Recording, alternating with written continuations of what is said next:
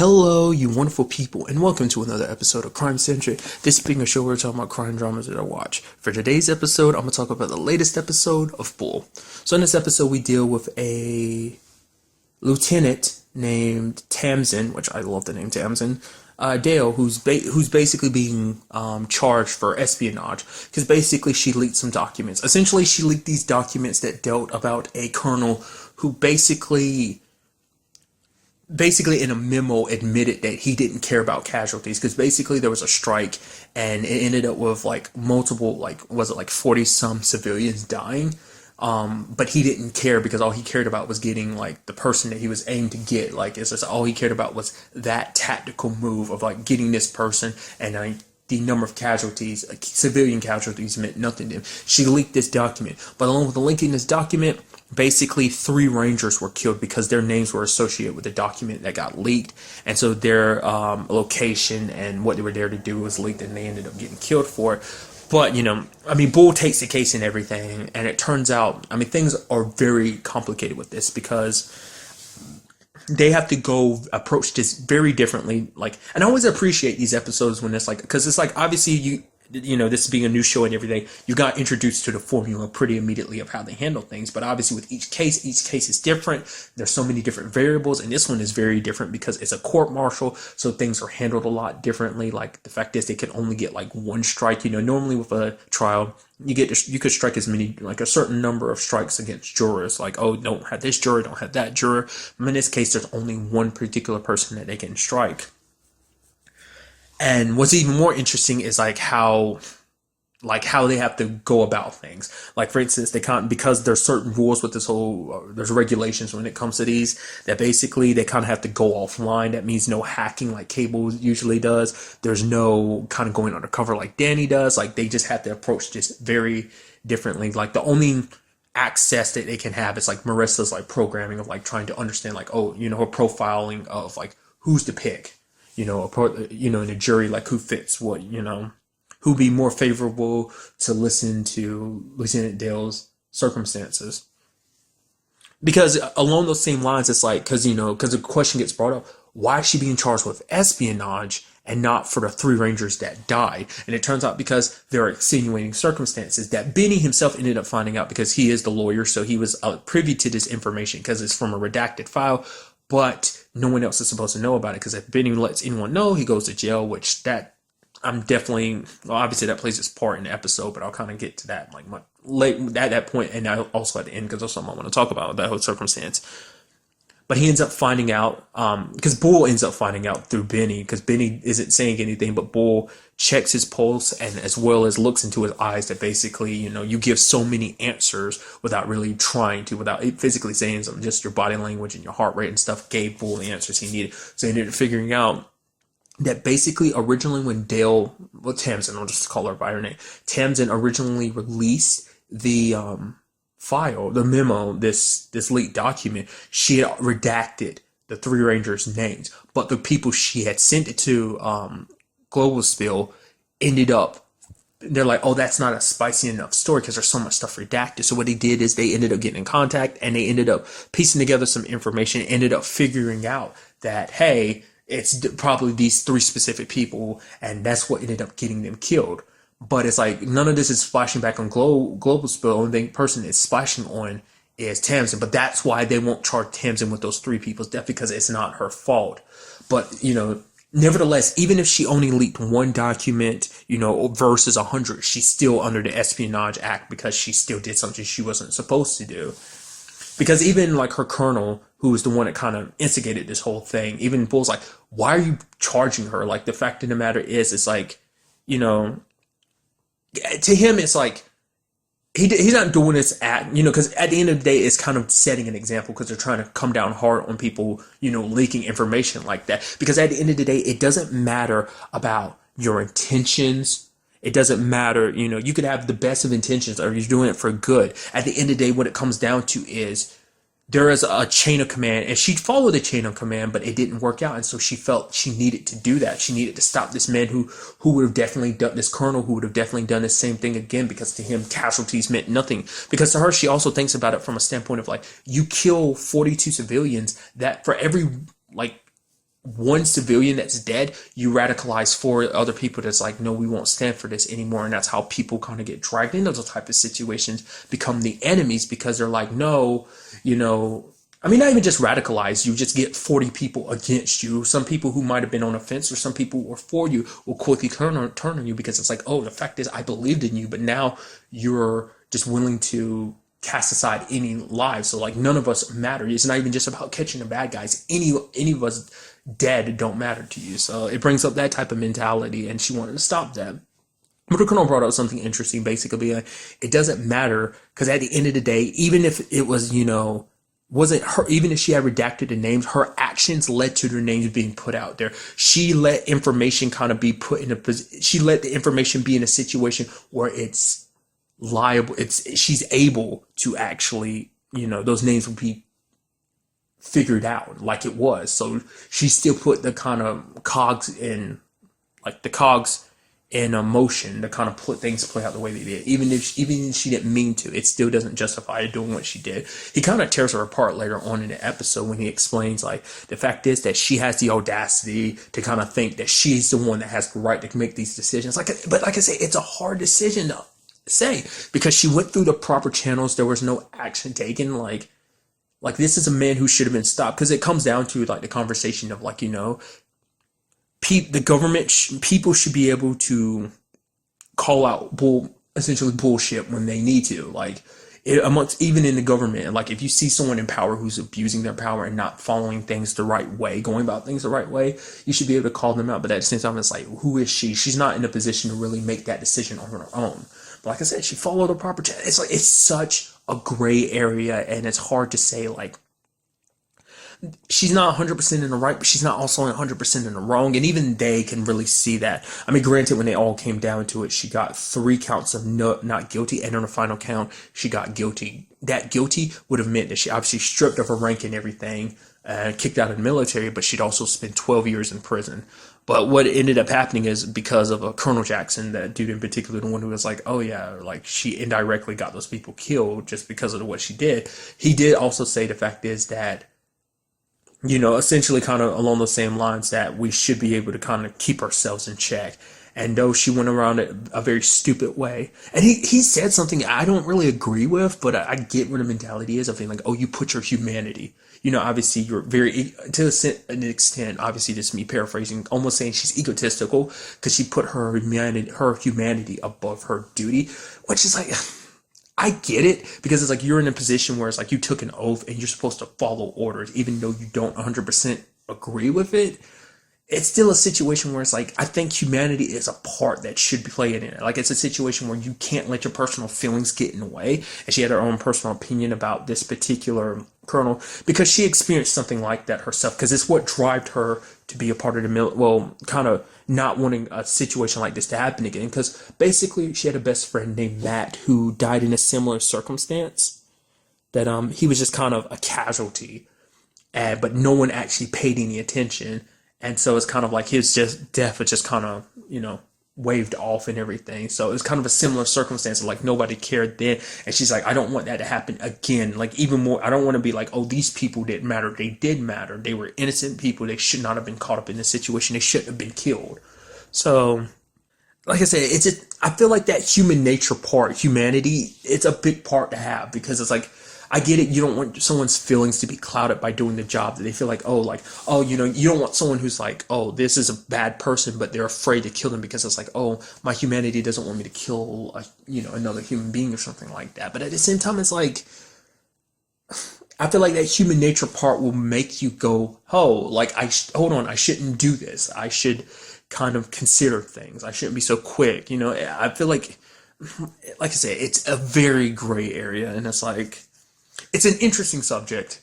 It's an interesting situation, but like I said, it just leaves you a little divided. She did obviously lose her ranking in the military, but she'll only have to spend 1 year in prison, but it'll be there on the base specifically, I think, is where she'll kind of have to serve out the rest of her time. So it didn't 100% work out, but I mean, it worked out to the best of ability. Like, I mean, she doesn't spend a long period of time in jail, and it's like not like a hardcore jail, at least not to my understanding. It seems like it's just kind of, she has to stay on base for that time of period. So At least that's my understanding of it. Something else that came up in this episode, obviously, like, was kind of an interesting thing was the fact is that the profiling system that, Marissa had in place, like, all her information was 100% wrong because someone had hacked into their system and changed up the profiles and messed with all the information. So they got the profiles of everyone that they had chosen completely wrong. So. But another thing that came up I found interesting, I don't think it's come up before, and they just casually threw in there. It's like, apparently Marissa used to work for Homeland Security, which I guess I shouldn't be too surprised, but it still blows my mind.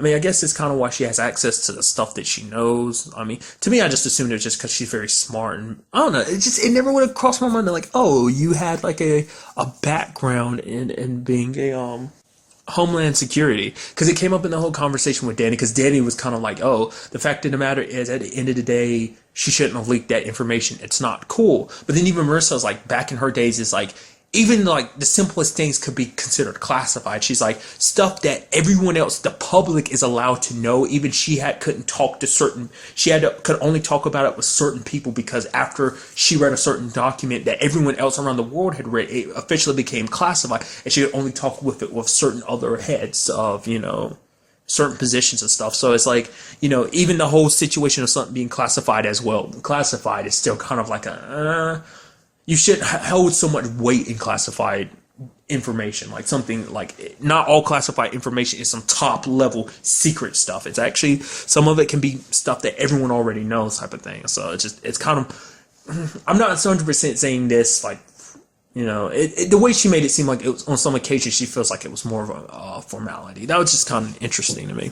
This case was also interesting for Benny on many different levels, because obviously at first Benny was not cool at taking this case, because obviously, Tamsin wasn't open about everything. She was like, yo, I can't say anything else because it's like, it's classified. And that's what made Bull originally take the case. It's like, the fact is your life is on the line and you won't tell us everything. Kind of showing the fact that she's a good soldier. Yes, she may have leaked this document, but it's like the reasoning behind everything kind of, because even Benny was like, this could prove her innocence, but like I said, only for the sake of this whole situation, like, of being responsible for those 3 Rangers' deaths. Apparently there's a whole FBI connection to it. I think the agent's name was Riley. Interestingly enough, I think it's Ike from Limitless, which is funny. I didn't bring this up last episode because I forgot about it. Last episode, Danny was talking to one of her contacts, and I guess he was kind of an FBI agent currently or at one point, but it was Mike from Limitless. Maybe I did bring it up. I know I thought about it. I don't know 100% if I brought it up or not. I could be flipping them around too. Maybe the FBI agent in this episode was Mike, and the dude from last week was Mike. Nevertheless, both from the show Limitless, but because either way, it wasn't either of their real names. That's just what Brian called them. But now you had them both. I just thought that was just kind of interesting. I don't know if they did that casting on purpose. Like, I mean, it's just like back-to-back episodes that just happen to be like that. I don't know. Maybe just the acting world's small. Maybe certain people that were part of Limitless worked on this or something. Maybe some casting people from Limitless or something. I don't know. Maybe they recommended each other for the show. I don't know. It was just kind of an interesting little acting thing. But getting back to it, was the fact is, once Benny learned that information, he struggled with it because he knew this would help his client. Because for Benny, it's all about helping his client. But he wouldn't be able to go about it the right way. And so basically Bull made Tamsin kind of spill her guts on the stand about like why things aren't the way they, it's like, oh, this whole, basically breaking the confidentiality and saying like, oh, what was redacted from the files and stuff like that other people don't know. But Benny interjected and started spilling it out and got arrested instead. Well, it turns out, Bull's the one that told her to spill her beans, because it was kind of like a situation where it's like taking a gamble instead of trying to get it. Like, it could work in her favor, completely screw her over, which Benny didn't appreciate, because he's like, yo, you went behind my back. Because for Benny, he was going to do that. Like, I guess to him, to Benny, it's like, Bull, you should have known I would have done that, because she's my client, and my point, as her lawyer, I'm going to do everything I can for my defendant, especially in a circumstance, because Benny knows that she's not at fault, because she did the right thing. And the fact is, there's so many other factors to this. Like I said, I cannot stress enough how much of a gray area this is. It's not it's not, they even bring it up in the episode, it's not clear black and white, right and wrong. Obviously, law says it's wrong, but, morally you'd be like, it's kind of right. But at the same time, you also argue, like, no, it's wrong. Kind of going back to the Danny situation. It's not cool to leak those files. Because of those files being leaked, 3 people died. And it's like a whole circle of just, you can go back and forth the pros and cons, and it balances itself out. There's no, like, clear cut, like, oh, this is the better option, or this is the better option. It's very even across the board, at least to me. Someone else that might be listening to this might feel differently, like, oh, it's 100%, like, she shouldn't have done it, or somebody else, oh, 100% why she is a good thing she did. Like I said, you could flip flop anywhere, and I find myself trapped in the middle in that situation. I lean more towards like, hey, she did a good job with it, but at the same time, I can see the bad side of like, even just aside from those 3 people dying, it's like the fact of the matter is you're exposing a lot of stuff, that will put a lot of people's lives in danger, no matter what the circumstances. Maybe some stuff is redacted, but people are smart and they know how to get around things, especially if they're motivated enough. And like Global Spill was in this episode, they were plenty motivated just to get a good story, but at the same time, you go back and it's like people should be held accountable for their actions, which could, fall on her too, which she kind of knew it was going to happen, but she accepted it, which, playing devil's advocate, you could be like, well, she didn't 100% accept it because she knew she was in trouble at the beginning of the episode. And what she do? She ran. And then she was like, okay, let me explain myself. Like I said, it's just interesting.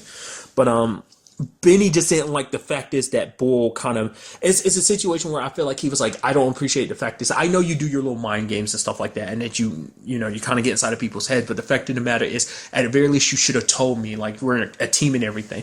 I guess he felt like if Benny knew, Benny wouldn't have been down for it. Like I said, he's looking out for his client's best interests. So, and, sorry, choked up there a little bit. Something interesting, kind of a little side note, because I just thought about it.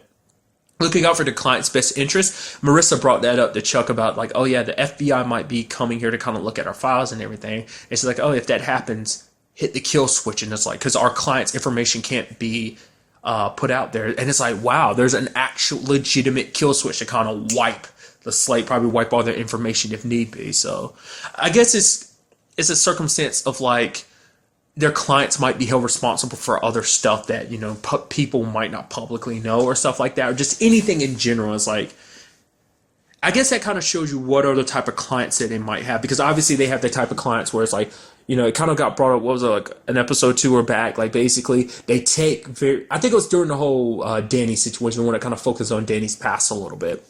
That basically was like, we take these particular cases, so we can have the money to take these other cases that are kind of really like worth our time of being like, hey, these people really need help and need someone in their corner to fight for them. So, at the end of the episode, kind of the mend fences a little bit. Bull actually brings up some information. Obviously, he brings up the fact that he has a half sister named Sarah. Once I said, like, one little bits about himself that we've never seen kind of brought up.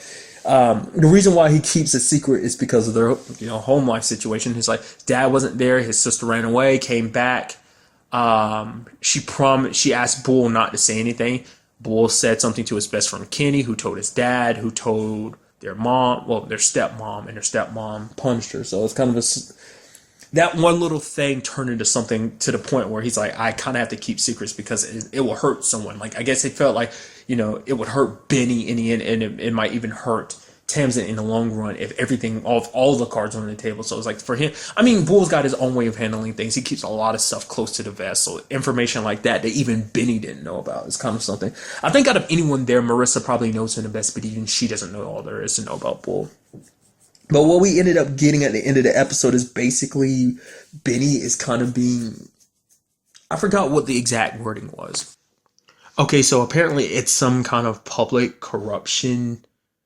Basically, agency is kind of investigating him. Now, is it specifically about this whole situation with Tamsin? Basically, that's spilling the beans a little bit about that whole thing. I mean, really, you couldn't fault him for that because it was Bull that kind of figured that out and kind of said anything. But I mean, I don't think it's necessarily 100% that. Maybe it plays a part in the fact is that he got arrested, and now that's kind of, they're like, oh, maybe Benny, maybe more so than anything, not just Benny, maybe directly Benny, but also everyone else. Maybe it has something to do with Benny's past as a prosecutor, and how the fact is he didn't want to prosecute a man that he believed was innocent, but maybe, I don't know. I'm very curious to see where that comes at, because it doesn't really happen that often where it's like something happens in the episode and it carries over. Obviously, that's not the case, but it's like, more often than not, these episodes are very like, oh, this is the one contained story, but now it seems like it's trailing over and taking place over something else. It seems like it's going to be continued in the next episode, possibly. It's just going to be very interesting to see, is it about this whole like running his mouth about redacted files and suffering the consequences for that, because he did bring it up in open court. So maybe that, like I said, maybe it has something to do with him getting arrested. Maybe it's something from his prosecuting past. I mean, for whatever the case may be, it is something he is keeping from the team, because Marissa was there and he just like, oh yep, everything's good, and just kind of didn't let them know. So very interested to see what that's all about. But really, that's all I wanted to talk about in this episode. So the next time we meet, be happy, be safe, live life to the fullest, enjoy it. Good day and goodbye.